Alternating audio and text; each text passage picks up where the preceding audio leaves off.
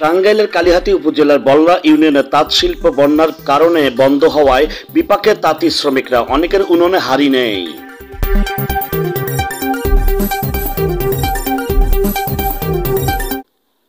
টাঙ্গাইলের কালিহাতী উপজেলার বলরা ইউনিয়নে তাঁত শিল্পের বন্যার পানির কারণে ব্যাপক ক্ষয়ক্ষতি হয়েছে।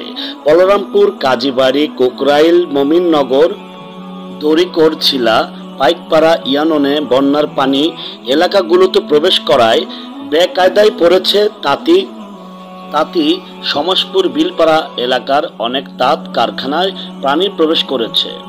ফলে সুনামধন্য তাঁত শিল্পের নির্মিত বিভিন্ন শাড়ি, কাপড় তৈরি বন্ধ হয়েছে, যার ফলশ্রুতিতে অনেক তাঁতি শিল্প শ্রমিকরা অর্থনৈতিক সংকটে পড়ে বিপদে।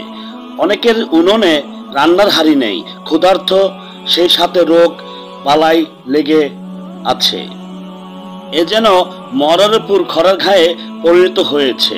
সবচেয়ে ঝুঁকিতে রয়েছে বৃদ্ধ আর শিশুরা। এমন অবস্থায় সরকারের আশু দৃষ্টি ও পদক্ষেপ কামনা করেছেন সেখানকার তাঁত শিল্পের অসহায় পরিবারগুলো। টাঙ্গাইল কালিহাতীর প্রতিনিধির পাঠানো তথ্যচিত্রে স্বাধীন বাংলা নিউজ।